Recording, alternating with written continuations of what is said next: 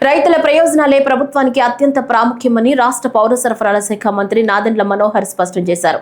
ధాన్యం కొనుగోళ్ల విషయంలో మిల్లర్లు నిబంధనలు అతిక్రమిస్తే ఎంత ఖచ్చితంగా కావాలన్నా చర్యలు తీసుకుంటామని హెచ్చరించారు. రైతులకు నష్టం కలిగించే ప్రయత్నాలను ప్రభుత్వం సహించదని ఆయన అన్నారు. ఎన్టీఆర్ జిల్లాలోని గొల్లపూడి మార్కెట్ యార్డులో ఏర్పాటు చేసిన ధాన్యం కొనుగోలు కేంద్రాన్ని collector S Lakshmisha, Mylavaram MLA Vasantha Venkata Krishna ప్రసాదులతో కలిసి మంత్రి మనోహర్ సందర్శించారు. తరువాత రాయనపాడు, పైడూరుపాడు ప్రాంతాల్లో పర్యటించి రైతుల వద్ద నేరుగా సమస్యలు తెలుసుకున్నారు. రైతులు తమ ఆవేదనను బయట పెట్టారు. మద్దతు ధరపై మిల్లర్లు కొనుగోలు చేయడం లేదని, తరుగు పేరుతో అధికంగా కోతలు విధిస్తున్నారని వారు వాపోయారు.